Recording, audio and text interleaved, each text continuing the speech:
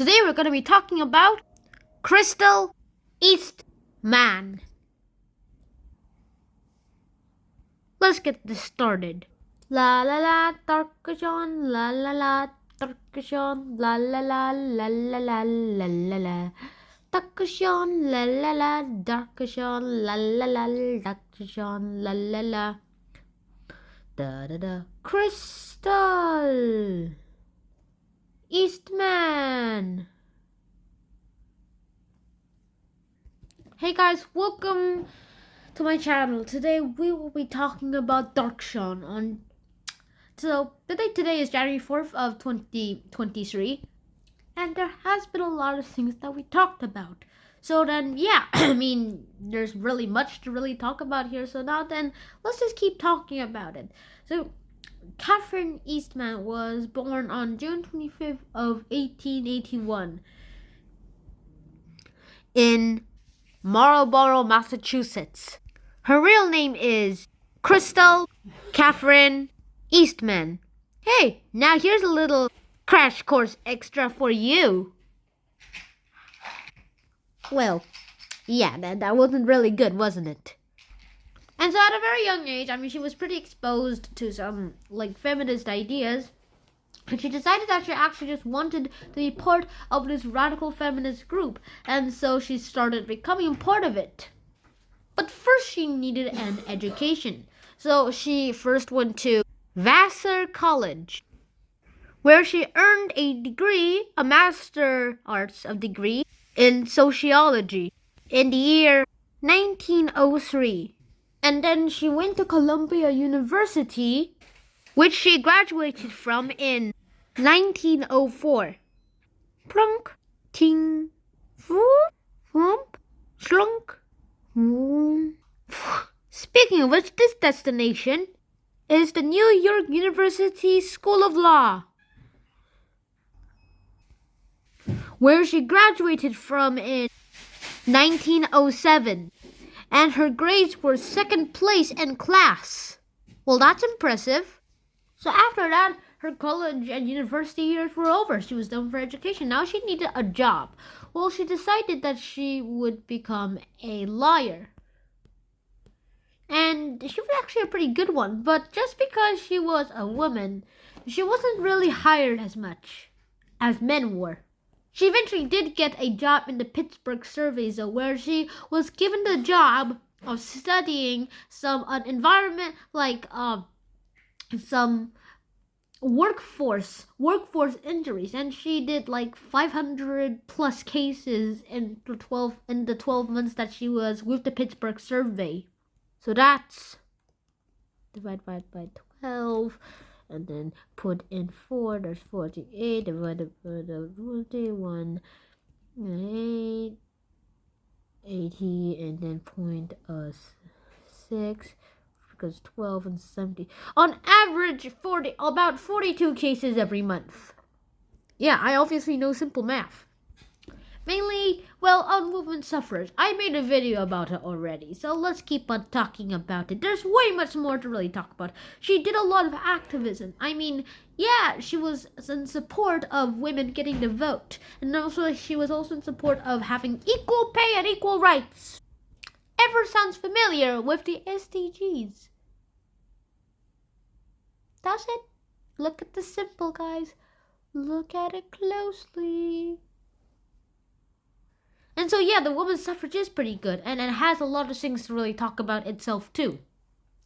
And so there has been so much things that have happened that even since the first job she took as 12 months as the Pittsburgh survey investigator, there's been so many things that has happened that I'm not even sure what really happened, too. I mean, her activism kind of split the women's suffrage movement after they got the vote and after they got the 19th Amendment, which was not the official end of the women's suffrage, but there is still a women's suffrage there. She expected women's suffrage to end and finally have women equal pay and equal work in 10 years after she died. Well, or at least 10 years after she expected one day. Well, she would be disappointed to learn that it's been still 100 years and not almost all of the women's rights were granted. So that would probably have been a real bummer for Miss Eastman. I mean, let me draw an emoticon to show her feelings, probably. Well, this is probably what she would have felt like. Well, anyways, well, you can watch the video, this 9-minute video for more about women's suffrage. Dun, da, da, dun. You already guessed what today's episode will be about, right? Boring. Da, da, da, da, da, da, da, da, da, da, da, da, da, da, da, da, da. About women's suffrage in America for all those American viewers, which I'm pretty sure there are almost none. There is probably a lot you still need to learn, and this channel only goes and scratches the surface of America equal, and at least in America, I mean, other countries have women's suffrage. Correction, it turns out that 41% of my viewers are American. So, I was actually surprised when I found out. And it also turns out that, no, it's not the end yet. Less than 1% of my viewers are, well, Korean. And less than 1% of my viewers are also from the Netherlands. Dutch. Yeah, Dutch. I'm kind of surprised Dutch people watch my videos. And so she did have a short life, because she was 47 years old when she died.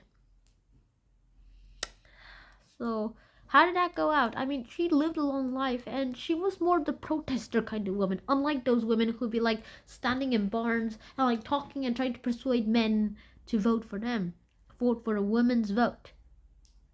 So that is the official end of her life. I mean, her legacy still is coming up onto ours today, but then again, it was worth it. She did all she could do. She did the best she could do, and she made the best effect possible. This is a historical site for Crystal Eastman. From 1881 to 1928, fought for safer conditions in American mills, for workers' compensation laws, and led Women's Peace Party in New York. She did lead a Women's Peace Party, and that is one of the most notable things that she had ever done. So I hope you guys enjoyed this episode. If you guys did enjoy this episode, please like, share, and subscribe to the channel if you haven't already. And I'll see you guys in the next episode. Side note, right, the next video that is going to be uploaded after this video will be going to be about the first iShot episode. It is about the first episode of the U.S. presidential elections playlist. So I'll see you guys soon. Shran out. Peace.